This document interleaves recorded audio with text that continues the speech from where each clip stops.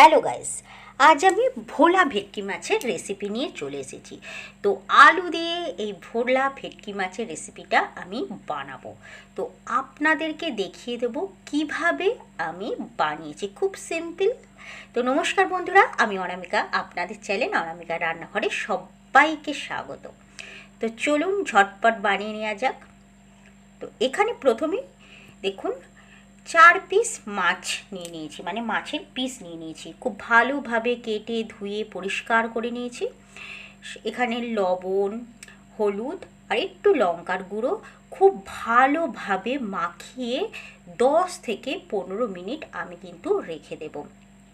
ভেটকি মাছের দেখুন গায়েতে আমি খুব ভালোভাবে কাট লাগিয়ে নিয়েছি, যেহেতু এটা বরফের মাছ তাই এইভাবে একটু ভালোভাবে মাখিয়ে নিতে হবে। আর কাট লাগিয়ে দিলে লবণ, হলুদ আর একটু লঙ্কার গুঁড়ো কিন্তু ভেতরে চলে যাবে, যার ফলে টেস্টটা খুব ভালো আসবে।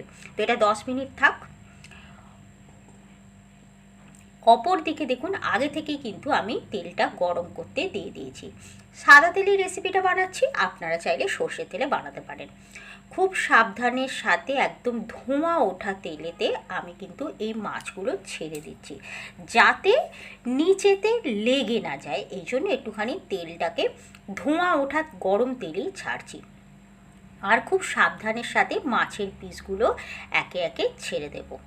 তো এই মাছগুলো আস্তে আস্তে উল্টে পাল্টে সমস্ত সাইড, মানে দুটো সাইডে খুব ভালোভাবে কিন্তু আমি ভেজে নেব মাছটা। এবার দেখুন অনেকটাই ভাজা হয়ে গেছে এক পাশটা, তাই এক পাশ আমি খুব ভালোভাবে উল্টে পাল্টে ভেজে নিয়ে এবং সাইডটা চেঞ্জ করে দেবো।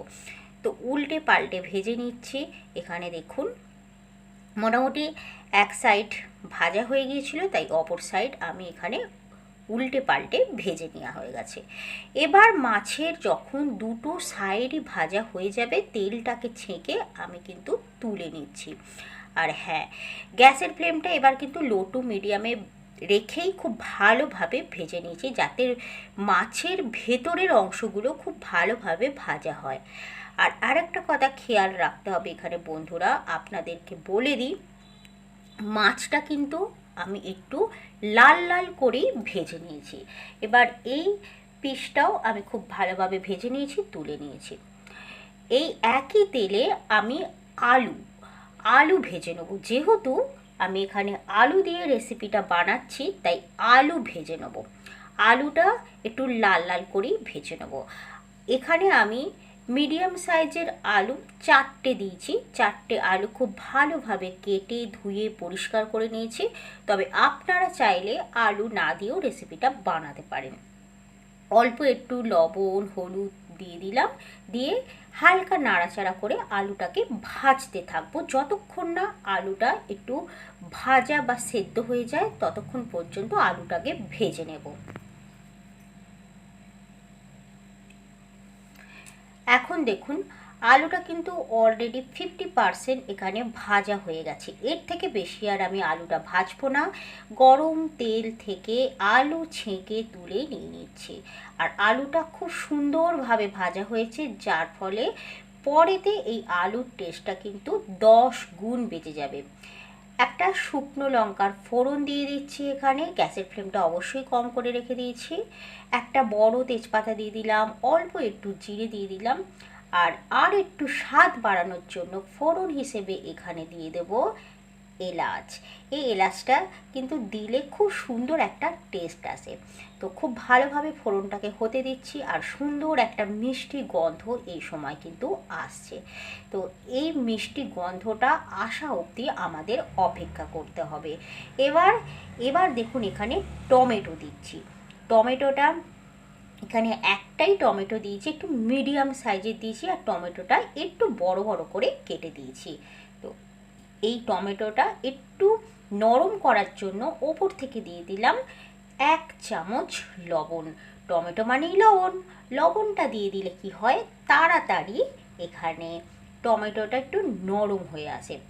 তো এবার আমি কিছু মশলা দেবো।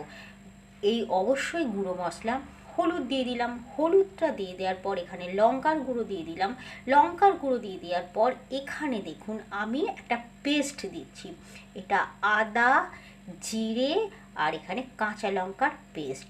খুব ভালো করে কষিয়ে নিচ্ছি যতক্ষণ না পর্যন্ত সুন্দর করে কষানো হয় বা তেলের সাইড থেকে মানে মশলার সাইড থেকে তেল না ছেড়ে আসে। তো এইভাবেই আমি কষাতে থাকবো। আর হ্যাঁ, অবশ্যই গ্যাসের ফ্লেমটা লো টু মিডিয়াম করেই রাখবেন। বেশি যদি পাওয়ার আমরা দিয়ে দিই তাহলে কি হয়, এখানে মশলাটা পুড়ে যায়। আর অবশ্যই দেখতে পাচ্ছেন সাইড থেকে অলরেডি তেল কিন্তু ছেড়ে গেছে। তো খুব সুন্দর একটা গন্ধ আসছে, যেহেতু ফোড়ন আমরা খুব সুন্দর দিয়েছিলাম। আর ভেজে রাখা আলুগুলো এই সময় দিয়ে দিচ্ছি আর সুন্দর করে কষিয়ে নেবো, সমস্ত কিছু খুব ভালো করে কষিয়ে নেবো। এখনই এত সুন্দর এখানে দেখুন কালারটা এসেছে। তো এই রেসিপিটা বানাতে যতটা সহজ কিন্তু খেতে দুর্দান্ত স্বাদ। তো বন্ধুরা, আপনাদের বলবো এই রেসিপিটা দেখে অবশ্যই একবার বানাবেন, এটা আমার অনুরোধ।